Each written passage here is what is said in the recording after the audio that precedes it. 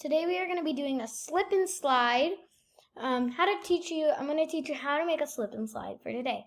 So this is something that you should do in the summer because we're in quarantine. We have nothing to do.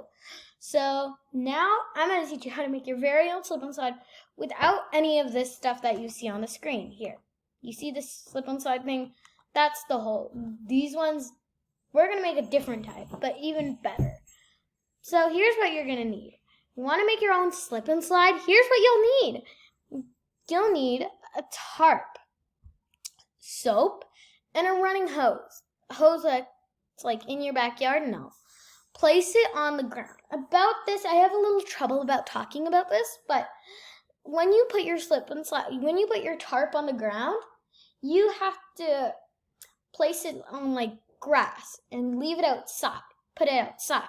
Not inside, because who would do that, and you're going to make a mess in your house, so I don't know why you guys would do that, but you can if you want. If your parents allow you or something, yeah, go ahead. I'm okay with it, but you choose where you put it, but I would recommend you doing it outside in your backyard where I have it. I have mine set up over there. There's my backyard over there. I'm not going to show you because I'm too lazy to. So once you lay it out, your tarp, you're going to spray soap on it. Spray some soap. And that means you have to rub it around and try to get as much everywhere as you can. Put some water and try to make it as slippery as you can. Put a little by little water and mix it until it's bubbly. Bubble, bubble. So then you're going to put water on your slip and slide and make it really slippery. And the last step is to have fun. Okay, I really had fun doing this with my friend.